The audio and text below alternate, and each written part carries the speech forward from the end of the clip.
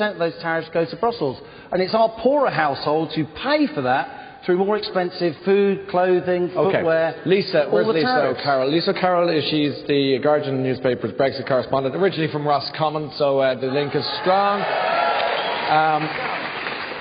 Look, you know more about Brexit probably than pretty much anyone in the room in some regards. Yes, Ryan, I'm going to ask Nigel about immigration, but can I just say, just being on a trip to Northern Ireland and did some reporting from the border, and it's so wrong to think of this exclusively as a question of trade. It's about people. It's about people who live in communities. It's about the normalisation it's that the peace agreement brought. And I sometimes wonder why, the Irish border, you say, is used as a proxy for negotiations. It's used as a proxy for a different argument. It's not about people.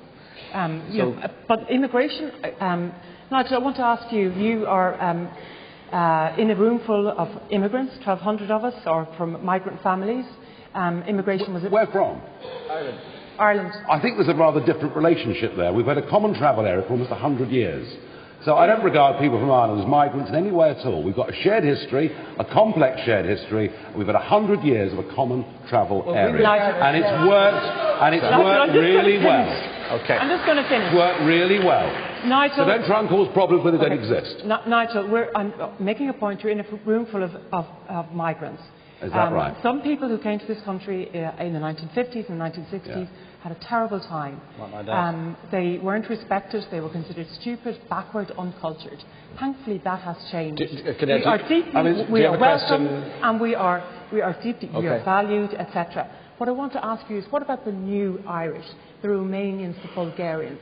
Do you ever stop to think about the role that UKIP and yourself have played in fanning xenophobia and hatred towards these Oh dear. Is that actually a question? That's a question. I mean, I do understand.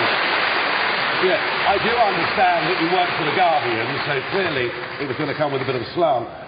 Why on earth do you think that people who believe in democratic nation states and controlling their borders and being friendly with their neighbours equates to xenophobia? I simply don't know. I suggest, madam, the prejudice is on your side.